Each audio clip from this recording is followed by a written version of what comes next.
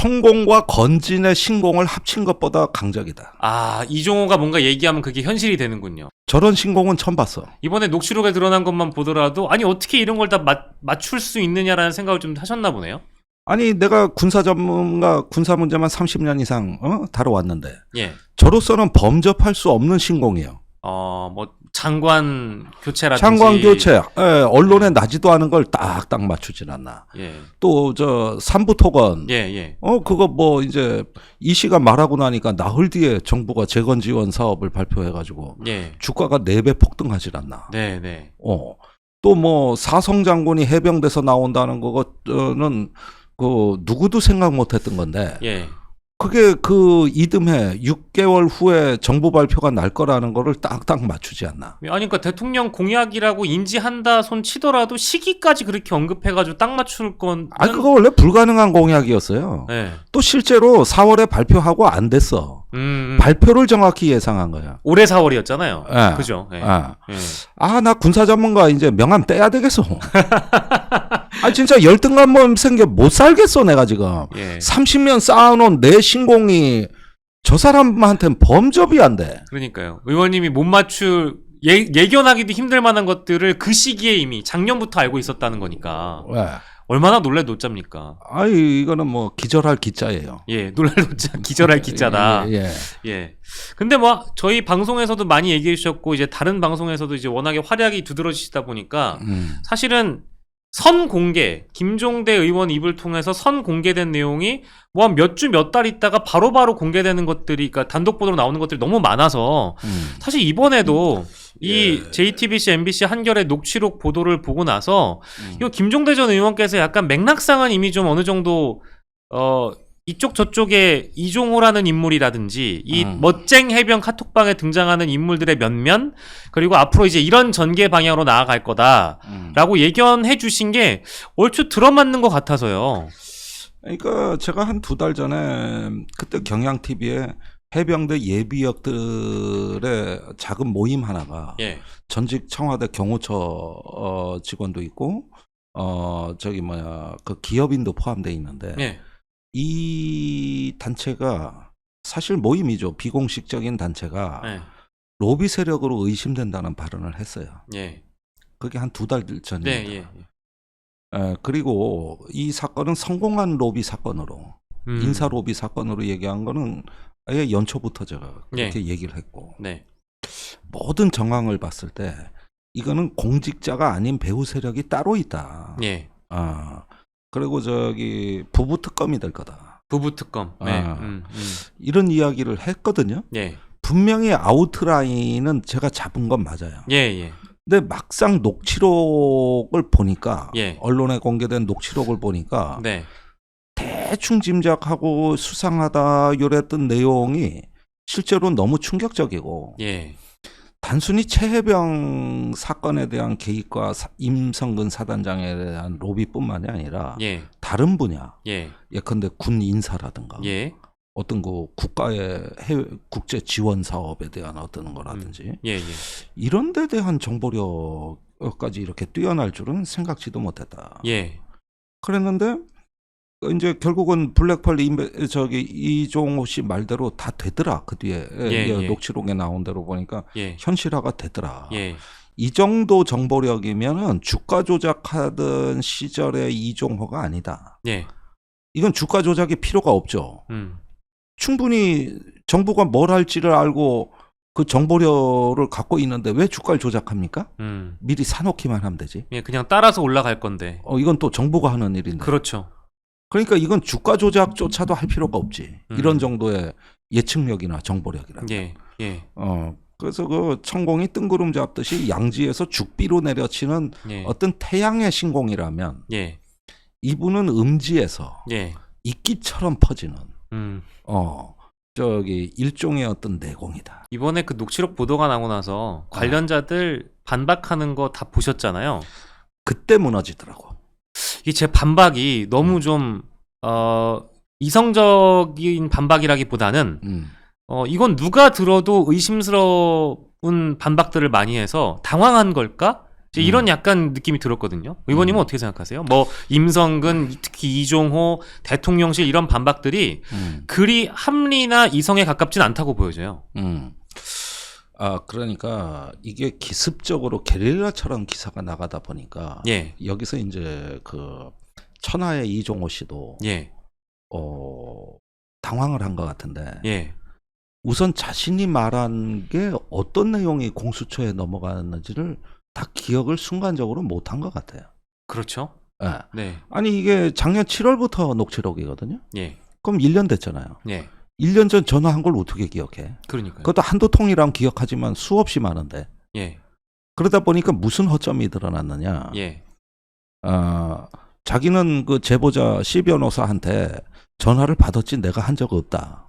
아닌 걸로 알고 있는데. 근데 통화 기록이 대충 나왔는데 굉장히 여러 차례 전화를 했다고 본인이 들었거든요? 주로 전화했어. 본인이 그 변호사한테 본인이 전화해서 밥 먹자 그랬어. 아. 묻지도 않는 질문에 본인이 얘기했어요. 아. 뭘 전달하기는 네. 내가라는 주어가 딱 나와 있는데 이런 걸 보면은 이걸 얘기하고 나서 아차 싶었을지도 몰라요. 예. 본인이 이야기했다는 사실을 순간적으로 이게 설마 그런 내용이 공수처까지 갔을까? 이래서 지난주 목요일 날 공수처에 공익 제보가 됐단 말이에요. 예. 그 뭐 이종호 씨가 그거 알았겠어요? 그러니까 뭐가 들어가는지 모르고 순간적으로 급해서 예. 뭐가 그렇게 급했는지 바로 입장을 내놨어요. 예, 예. 당일에 녹취록 공개된 당일 저녁에 아마 입장이 나왔었잖아요. 사실은 그 전에 언론 취재는 들어갔었어요. 이 공익 제보가 되기 전에. 예, 예, 예. 그러면 기억을 잘 봐야 되는데 예. 이때 놓친 것 같아요. 본인이 했던 말들을. 예, 예, 예. 그러니까 본인이 했던 말에 안 맞는 해명이 나온 거예요. 그리고 VIP가 해병대 사령관이라 그러는데 그것도 참 이상하죠. 있을 수 없는 일입니다. 그때 그 해병대 단톡방에는 대통령 경호처에서 예. 경호부장을 역임한 예. 뭐 송모 씨라고 하는 사람도 있고 경찰도 있어요. 예. 그런데 VIP라는 말을 그런 사람들은 예. 대한민국에 딱 하나로 아주 머릿속에 딱 박혀 있는 공동체인데 예. 그걸 어떻게 김계환을 VIP로 부를 수가 있어요? 아니 상식적으로 그럼 불경죄가 어디 있어? 해병대 사령관이 이첩보리 주시를 한다든지 이게 사실 안 맞는 거잖아요. 네. 예. 그러니까 이제 그런 대목들이 굉장히 의심스러운데 일각에서는 그런 얘기도 합니다. 이종호가 그렇게 황당한 VIP는 김계환을 지칭하는 거였다. 이런 황당한 해명을 한 것이 마치 대통령실에 있는 진짜 VIP들에게 들으라고 내가 이거 언제까지 이런 식으로 언론의 취재에 압박을 받아야 되느냐? 나 이거 언제까지 이런 식으로 버텨야 되느냐? 일종의 모종의 시그널을 주기 위해서 너무나 황당한 답변을 한 거 아니냐라는 해석을 하는 분들도 더러 있더군요. 그건 혹시 동의하세요? 어떤 황당한 해석을 얘기하는 거죠? 그러니까 이제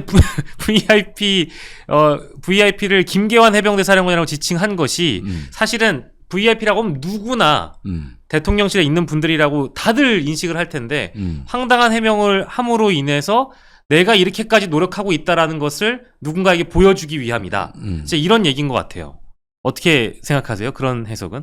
어떻게든 윗선으로 불똥이 튀는 걸 막아야 되겠다는 조급함과 또 자기 선에서 예. 이거를 처리해야 된다는 절박함. 예. 이것이 일단은 1차적이었다고 봅니다. 이 대통령실하고 차단하겠다. 예. 그래서 VIP는 해병대 사령관이다. 이렇게 했는데 이게 오히려 불을 지르는 거예요. 네. 그러면은 이제 상식에 어긋나는 해명이 예. 의심을 더 불러일으켜가지고 예. 너 왜 자꾸 대통령실에 대해가지고 말도 안 되는 마사지를 하냐. 예. 뭐가 그래 급하냐. 예. 천천히 변호사 자문 받고 예. 해도 될 거를. 네네네. 이렇게 되면 급하긴 엄청 급하거나 이런 어떤 반응이 이어질 수도 있는 거거든요. 예. 그래서 본인은 사실상 주가 조작을 하고도 징역 2년에 집행유예 3년을 받고 재작년에 출소했어요. 예. 제가 보기엔 가볍습니다.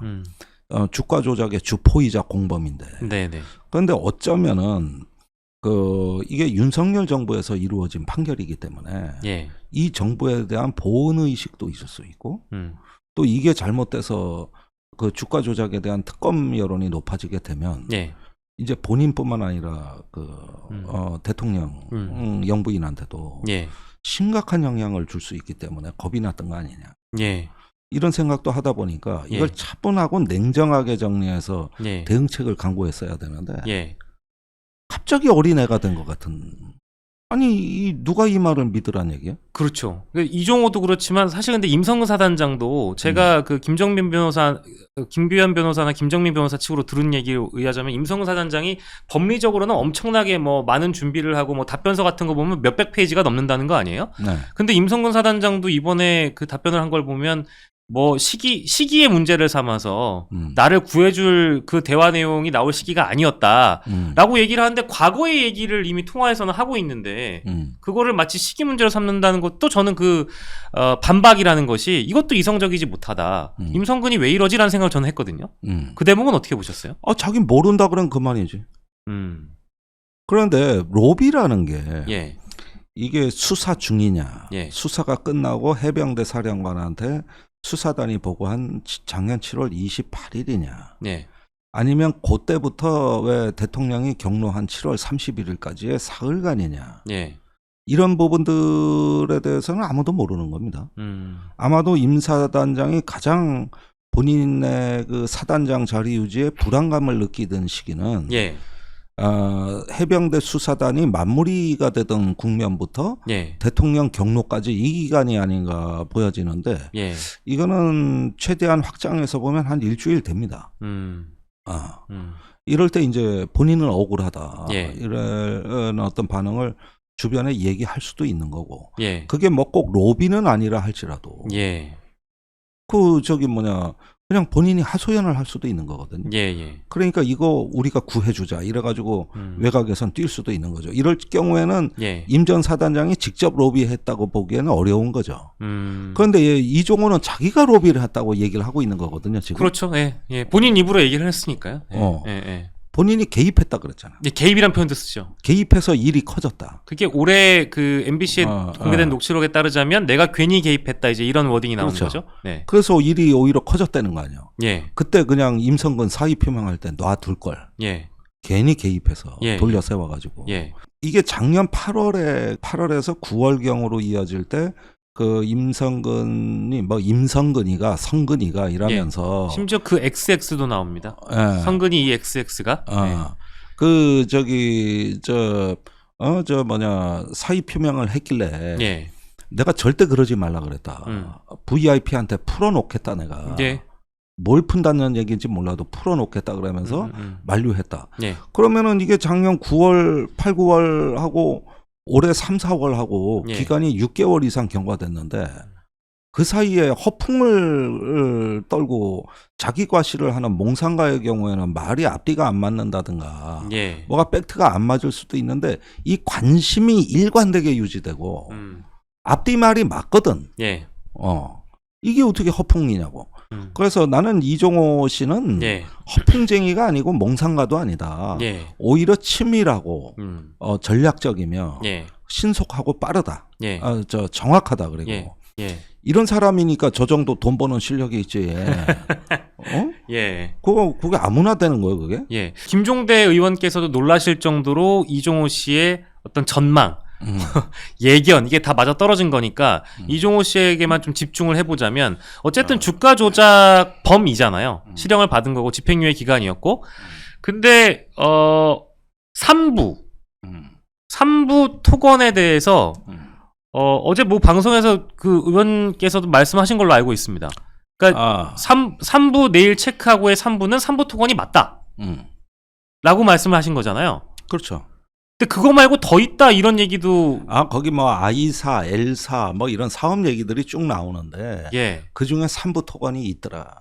그러니까 3부 토건이란 용어가 정확히 있더라 녹취록에요.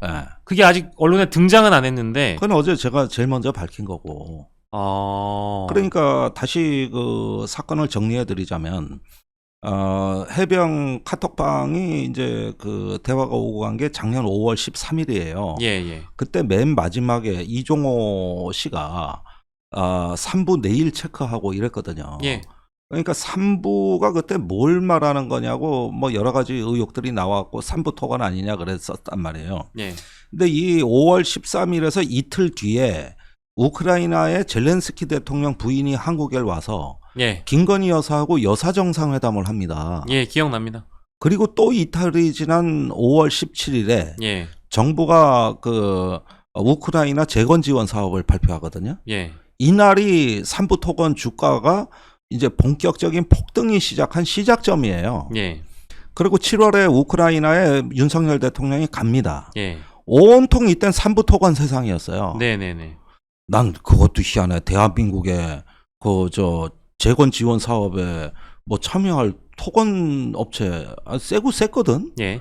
왜 유독 삼부토건이냐고. 그래가지고 그 여파로 삼부토건 주가가 8월까지 폭등을 하는데 예. 이종호 씨가 최초에 3분의 1 체크하고 얘기할 때에 비해 가지고 8월의 정점에는 예. 약 4배가량 상승합니다. 1,000원대가 5,000원대로. 예. 그리고 9월에는 조정기가 들어가거든요. 예. 근데 많이 떨어지진 않아요. 여전히 힘이 좋아요. 예. 유지되나. 예. 그런데 삼부토건이란 표현이 9월에 등장한다고. 예.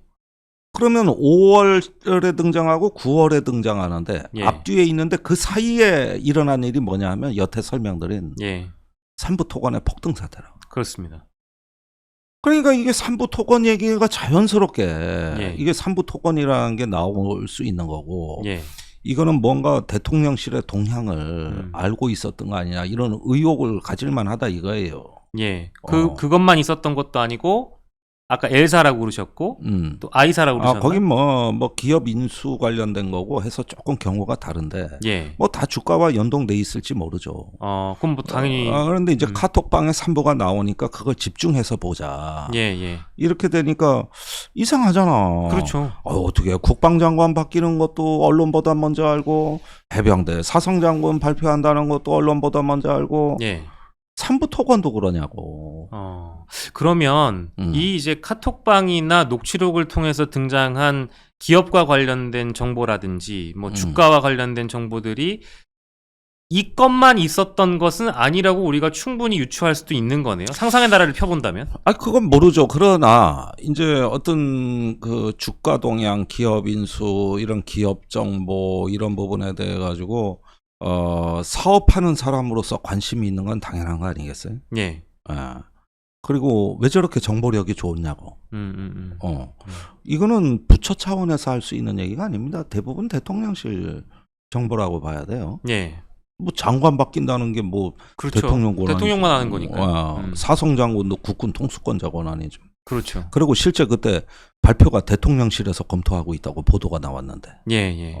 전부 출처가 대통령실이에요.